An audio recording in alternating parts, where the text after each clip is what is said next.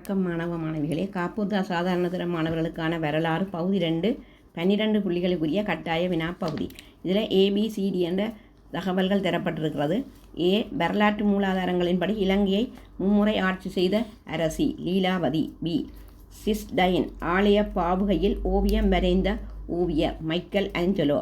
C, இஸ்லாமிய சமயம் புனருத்தாரண நடவடிக்கையின் பொருட்டு எகிப்திலிருந்து இலங்கைக்கு வந்த இஸ்லாமிய பக்தர் ஓராபி பாஷா. டி, நானே அரசு என கூறிய பிரான்சிய மன்னன் 14ஆம் லூயி மன்னன். அடுத்த 2 படங்கள் தரப்பட்டிருக்கிறது. அதில் முதலாவது படம் 1, ஒரு ஏயின் பெயரை எழுதுக. களிமண் ஓடம். எதற்காக இது பயன்படுத்தப்பட்டது? மனிதர்களின் அஸ்தி மட்பாண்டங்களில் இடப்பட்டு வைக்கப்பட்டன. 3, இதனை உருவாக்குவதற்கு பயன்படுத்தப்பட்ட பொருள் என்ன? களிமண். 4, இந்த நிர்மாணம் எந்த இடத்தில் கண்டுபிடிக்கப்பட்டது? உடரெஞ்சா மடம். அடுத்த படம், ஒரு வீயில் காட்டப்பட்டுள்ள நபரின் பெயரை எழுதுக. Benito Mussolini. அவர் எந்த நாட்டின் ஆட்சியாளராக இருந்தார்? இத்தாலி. அவர் அறிமுகம் செய்த அரசியல் முறை என்ன? பாசிசவாதம். 4, 2ஆம் உலக யுத்தத்தில் அவர் எந்த யுத்த அணியை பிரதிநிதித்துவப்படுத்தினார்? அச்சு நாடு. இந்த வீடியோ உங்களுக்கு பிடித்திருந்தால் லைக் பண்ணி ஷேர் பண்ணி மறக்காமல் சப்ஸ்கிரைப் பண்ணுங்கள். நன்றி.